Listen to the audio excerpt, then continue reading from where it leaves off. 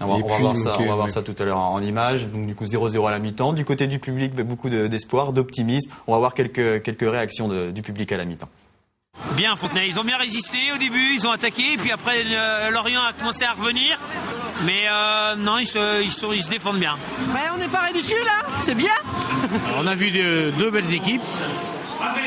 Pour moi, ils sont prêts à s'observer. On va bien voir la deuxième mi-temps. Hein. Fontenay mérite autant que Lorient pour l'instant sur les actions. Lorient légèrement au-dessus, mais au niveau d'occasion, non, ça va. On est bien. Je pense qu'on peut marquer un petit but dans le dernier quart d'heure.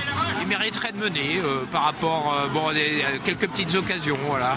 Pas très net, mais dans le jeu, il pèse plus dans le jeu que Lorient. On va gagner 1-0 avant les prolongations. Alors donc des supporters confiants, mais vous le disiez Pierrick, en deuxième mi-temps, Lorient va exercer un plus gros pressing. On va le voir en image dès la reprise à la 47e minute. On va voir Sébastien Pauvert qui remporte un duel face à Gamero. Et à 3 reprises dans ce match, le gardien fontenaisien va s'imposer face à l'international français. On va retrouver Gamero à la 57e à la suite de ce corner. Pauvert est battu cette fois, mais le Touzé sauve sur sa ligne. Monet Paquet va entrer en jeu côté lorientais. Reprise de volée de l'ancien Lensois qui frappe la barre transversale. Les Fontenaisiens souffrent mais résistent. Sébastien Pauvert va réaliser encore plusieurs parades. 0-0 à la fin du temps réglementaire. Place à la prolongation. Et là, à la 107e minute, c'est le coup de poignard de Mathias Autret avec cette frappe à l'entrée de la surface de réparation. Malgré la fatigue et les nombreuses crampes, les Fontenaisiens vont se battre jusqu'au bout pour tenter d'égaliser. Mais il n'y avait plus d'essence, comme disait le capitaine Mathieu Blais à la fin du match. Lorient s'impose donc 1-0 après 120 minutes de jeu. Forcément, il y a de la déception, de l'élimination, mais pas vraiment de frustration puisque vous avez été au bout. Et puis cette victoire de Lorient est quand même assez logique. Oui, pour moi, dans l'ensemble, oui. À la fin du match, c'est clair que c'est une équipe qui mérite, c'est eux, parce que physiquement, pour tous ceux qui ont assisté au match, à la fin, nous, il y avait plus de gaz du tout, quoi. Donc physiquement, on a complètement craqué, ce qui fait la différence peut-être entre des joueurs pros et des joueurs amateurs, tout simplement. Donc voilà. Comment le président a vécu ce match? Il est quand même fier d'avoir vu ses joueurs faire douter une équipe de Ligue 1? Tout à fait, et je pense qu'on a vu un excellent match. Je n'ai jamais vu le déroulement de l'horloge pendant un match, donc c'est bon signe plutôt. J'ai jamais regardé la pendule, je ne savais jamais à quel moment du match on était. Oui, c'est bien pour le club. Le club a vécu des moments difficiles, comme tous les clubs peuvent en vivre durant leur vie. Et là, je pense que c'est une récompense énorme pour tous les gens qui, il y a 5 ans, se sont retroussés les manches pour que le football continue à fonder le compte. On va écouter les réactions des 2 entraîneurs à l'issue de cette rencontre. Christian Gourcuff pour Lorient et Anthony Gauvin du côté de Fontenay. Ils n'ont pas eu beaucoup le ballon. Enfin, c'est bien organisé. Bon, je suis pas étonné non plus avec Anthony Gauvin, et puis beaucoup de générosité quoi dans la. Bon, c'est scénario classique. Je pense que le résultat était logique, mais enfin en tout cas ils ont retardé.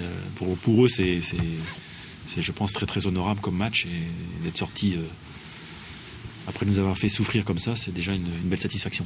C'est une énorme satisfaction.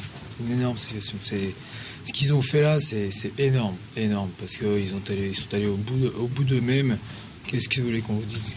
On peut rien leur dire. Moi, je leur ai dit merci parce qu'ils nous ont fait vibrer, même jusqu'à la fin. Vous avez vu à la fin, il y avait un coup franc, ils sont partis à 10 sur la ligne. Je dis mais ils sont fous. Ils n'en pouvaient plus, mais ils voulaient encore aller et donner quoi.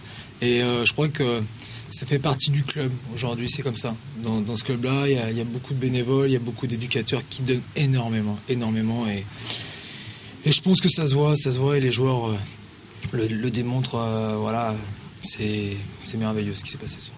Et s'il y en a un qui a montré l'exemple également samedi soir, c'est le capitaine Mathieu Blais, victime plusieurs reprises de crampes, sorti sur civière en raison de crampes, et qui tenait absolument à revenir sur le terrain pour terminer la rencontre. On va écouter lui aussi sa réaction. On a poussé, mais bon, à la fin, physiquement, on pouvait vraiment plus. Même à la fin, vous voyez, ils ont fait tourner. Et nous, on pouvait pas physiquement à la fin. Le but nous a fait très mal. Et bravo, rien à dire. Je tiens aussi à féliciter quand même tout un club un événement comme ça, qui l'a très bien préparé. On se souvient, moi je suis arrivé il y a 5 ans, le club était vraiment pas bien. Tous les bénévoles, tout ça, qui ont remis le navire à flot, on va dire. Et que ce soir, c'est un peu une récompense pour eux. Bon, je vais pas m'excuser parce qu'on a perdu, mais bon, parce qu'on a tout donné, on a vraiment tout donné, je vous l'assure. Il n'y a pas que moi qui ai les crampes, ça je vous le dis. Alors Pierrick, Martin, Mathieu, c'était vraiment un leader sur le terrain, mais également dans le vestiaire. C'est vraiment quelqu'un de très important dans le groupe. Ouais, je pense que il sait trouver les bons mots au bon moment pour nous motiver, que ce soit avant les matchs, même quand il y a besoin de nous booster aussi à l'entraînement, quand on a des périodes où on est un petit peu moins bien, il a les bons mots au bon moment, comme je disais. Ouais. C'est un leader. Martin, vous confirmez ça aussi? Moi, ouais, je le connais depuis un peu plus longtemps parce qu'on a joué ensemble avant à Niort. Et moi, pour moi, c'est un mec en or. Alors, je trouve qu'il est passé. Je pense qu'il va rigoler, mais je trouve qu'il est passé un petit peu à côté de sa carrière parce qu'il aurait pu jouer nettement plus haut. Mais aujourd'hui, c'est Fontenay qui est content de l'avoir. Et donc ça c'est pour parler terrain, mais pour parler en dehors du terrain, c'est un mec en or et qui a un mental de fer quoi, qui est il est énorme pour moi. Donc voilà. Et physiquement, c'était compliqué pour lui aussi. Oui, il avait encore des crampes en conférence de presse après le match. On en a beaucoup parlé avant cette rencontre. Un match avec une saveur particulière pour l'entraîneur Anthony Gauvin, ancien Merlu, vainqueur de la Coupe de France en 2002 sous les couleurs lorientaises. Les supporters bretons ne l'ont pas oublié. Ils ont déployé une banderole avant le match samedi soir en son hommage. Gauvin à jamais lorientais. Une image très sympa de cette soirée. Et Anthony Gauvin, évidemment, très touché par cette banderole. On l'écoute. Évidemment, c'est touchant, mais vous savez, quand vous passez 5 ans dans un club et d'avoir vécu ce que j'ai vécu, parce qu'il y a eu de très belles choses, je pense que ça s'oublie pas. Moi, j'ai été toujours réglo. Alors, c'est vrai que j'étais capitaine à l'époque, donc j'avais un lien particulier avec les supporters. Donc, j'ai toujours été ouvert, toujours été présent quand ils me le demandaient. Et je crois que voilà, le retour aujourd'hui, il est là, et j'en suis fier. Et une autre image sympathique de cette journée, du coup, c'est tourné par nos confrères de France 3. C'est le voyage en bus de Fontenay jusqu'à La Roche-sur-Yon avec vous, Loïc Turpot, au volant du bus. C'est une habitude, c'est vous qui conduisez toujours le groupe en déplacement ? Comme on l'a dit tout à l'heure, le club a connu des moments difficiles et donc il a fallu que tout le monde s'y mette.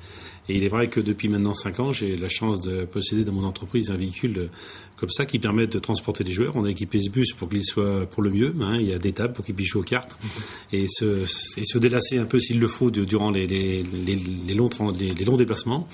18 000 km par an à peu près depuis 6 ans, enfin la 6e année. Un peu moins cette année parce qu'on est dans une poule où il y a un peu moins de kilomètres. Mais je vis ça avec passion parce que c'est mon métier et donc j'aime bien ça. Et il fallait aussi moi aussi que je montre à tout le monde qu'il fallait que le président s'y mette également.